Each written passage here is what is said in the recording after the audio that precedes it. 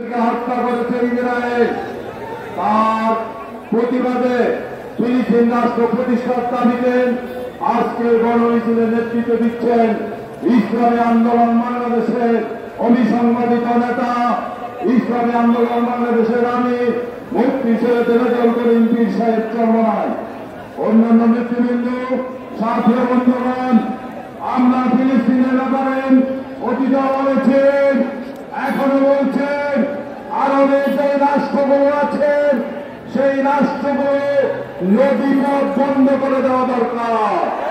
ইসরায়েলের কোন খাদ্য সামগ্রী যেন ঢুকতে না পারে, আমেরিকা ভারত থেকে ইসরায়েলের যেন কোন অস্ত্র যেতে না পারে, নদীপথ বন্ধ করে দিতে হবে, স্থলপথ বন্ধ করে দিতে হবে, আকাশপথ বন্ধ করে দিতে হবে।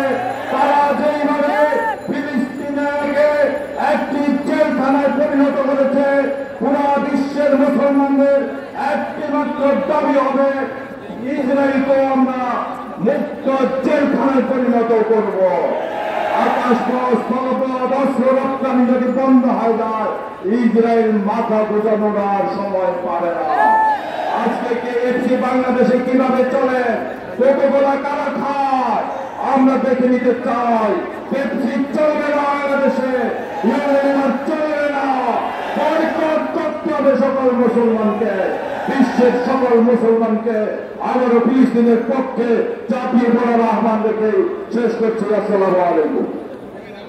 প্রিয়বাসী ভাই বন্ধুগণ, আজকের এই গণমিছিলের নেতৃত্ব দানকারী আমাদের আমির মোহতারাম আমির আমাদের মাঝে উপস্থিত জাতীয় নেতৃবৃন্দ, সমবেত বিক্ষুব্ধ নগরবাসী ভাই এবং বন্ধুগণ, প্রিয় ভাই আমার, আমরা সকলেই জানি ফিলিস্তিনে ইসরায়েলি বর্বর বাহিনী যা করছে, এতে তাদেরকে মানুষ আর বলা যায় না।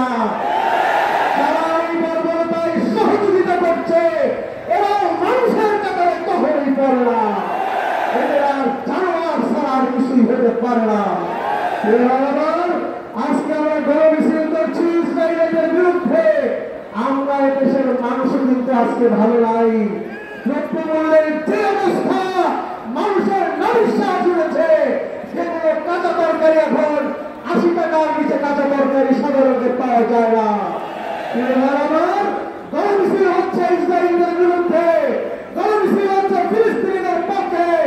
আমাদের সময় এসেছে, আমাদের দেশের যা এদেশের দিকে টাকা পাচার করছে, দুর্নীতি করেছে, মানুষের অধিকার হরণ করেছে, তাদের বিরুদ্ধে গণমিছিলের সময় এখন দাবি হয়ে দাঁড়িয়েছে।